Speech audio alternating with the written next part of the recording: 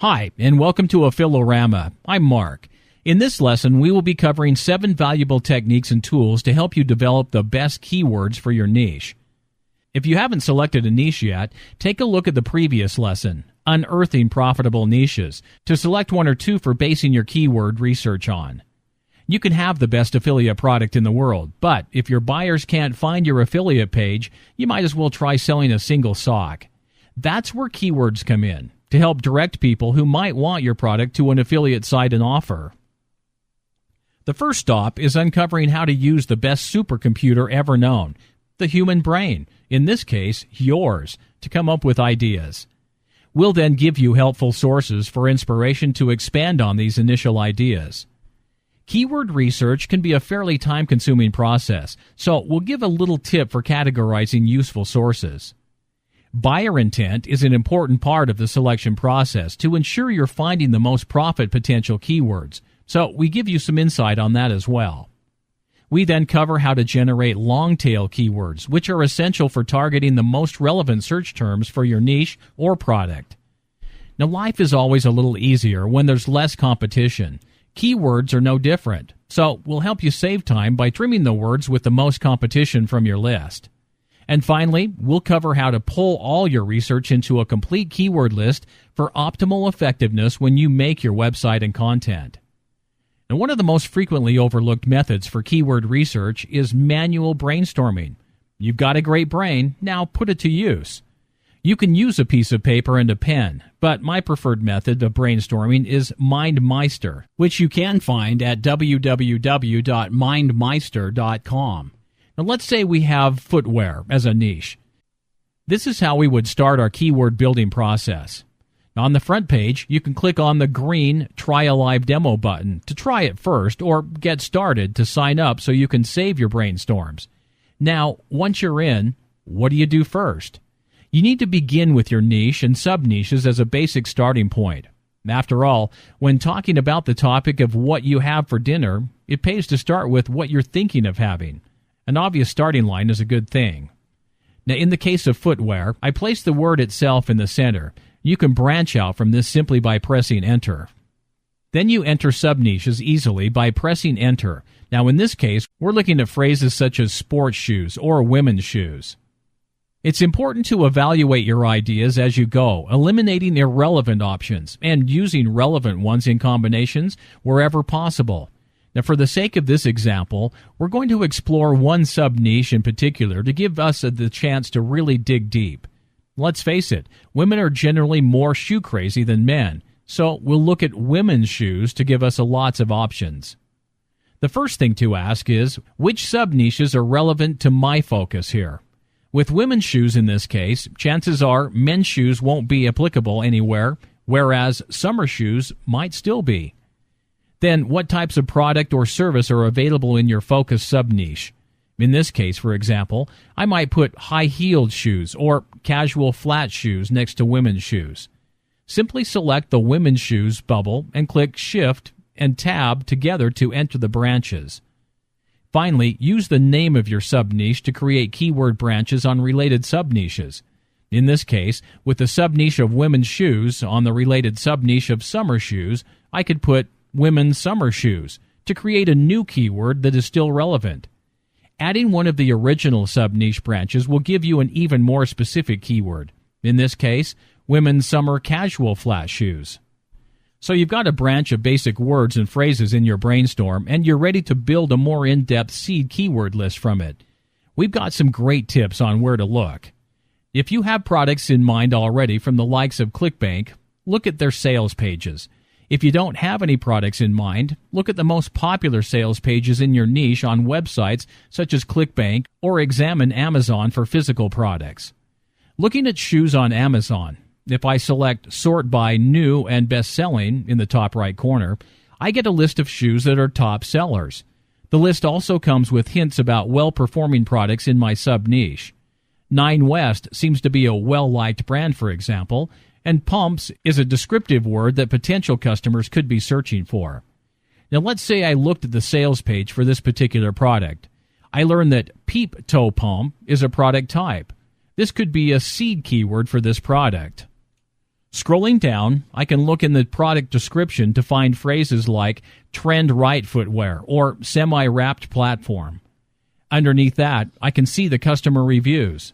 Now, this is great for seeing what issues people have with products in this niche and what they have found as a solution. Customers value comfort, so comfortable shoes could be a good seed keyword. Google is another place to look for inspiration. Trying words from your brainstorm into a Google search will show you the top-ranking pages for those words. Have a look at some of them and see what words or languages they use. When you search with Google, it will show you related searches at the bottom of the page.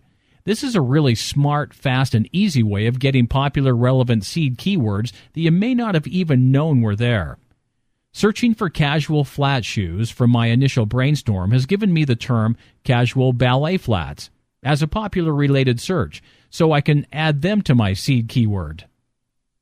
While you're conducting Google searches, try adding forums about at the beginning of the search for forums where people discuss your niche. Broad niche words will have more success in finding thorough forums. The phrase forums about shoes has a lot of results, but consider your niche may have any hot topics or sub-niches that might have their own forums. Replacing forums about with Q&As about will give you a similar series of relevant customer option sources. Forums and question and answer pages are amazing sources for finding popular terms and phrases related to your niche, as well as issues that they are searching for answers to. Creating the best seed keyword list based on the variety of information you find from these sources is going to give you a real boost in the latter stages of this lesson. Seed keywords aren't sufficient on their own, but having a wider range of quality seed keywords gives you the best possible chance later on when it comes to processing them into what you really want, that final winning keyword list. As an extra tip, while browsing these forums and QA threads, it pays to save the best ones for later by bookmarking them. Anything that saves you time in the long run can't be a bad thing. Now, while browsing these forums and QA threads, you will discover some are better than others as sources for ongoing keyword research. If they are consistently active, they will always have the latest language and terms thrown about in your niche, which is what you want for your seed keyword building. If you used MindMeister for your brainstorming, you'll see it has an option for inserting links or files.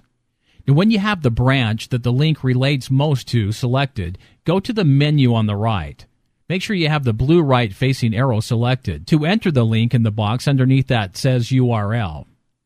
Make sure your bubble is selected, and in this case, I'm going with Shoe Forum. Click URL to make the link appear as the encircled arrow at the edge of your bubble. Now, whenever you look at your brainstorm for up-to-date seed keyword inspiration, simply click on the link most relevant to your new product, offer, or content.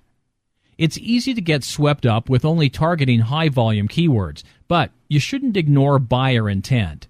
So what does that involve? Well, buyer intent keywords are words or phrases that include the indication of a sale. In other words, adding words or phrases like buy or lowest prices on to the beginning of a keyword usually means that people are browsing with that keyword to buy. Brad Zomick at www.skilledup.com refers to these as transactional keywords and has a great infographic to demonstrate his point. You need to avoid using only keywords which get conversational or social attention and instead discover what will get more hits on the sales end of the scale. Now, for example, someone searches for shoes could just be looking for general information or could be bored and browsing. Someone who searches for best price on Peep Toe 9 West pumps is practically gripping their wallet in anticipation of buying what they're looking for.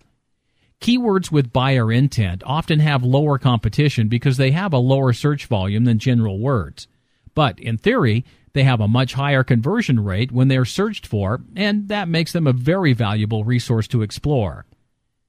Now that you have buyer intent on the brain, look through your keyword list and add in any missing transactional keywords. Like with buyer intent, the more specific your keywords are, the more likely you are to get people who actually want your product. Now, this is where long-tail keywords come in. You can use tools like Ubersuggest or Affilo tools to develop a list of highly targeted long-tail keywords. And I'll show you how easy it can be. With the Philo tools, you can start plugging in with those ideas you came up with earlier. You can download results as a CSV file, including useful data such as search volumes and cost per click. In this example, I'm entering shoes, making sure the relevant country is selected, and then clicking search to get all these results.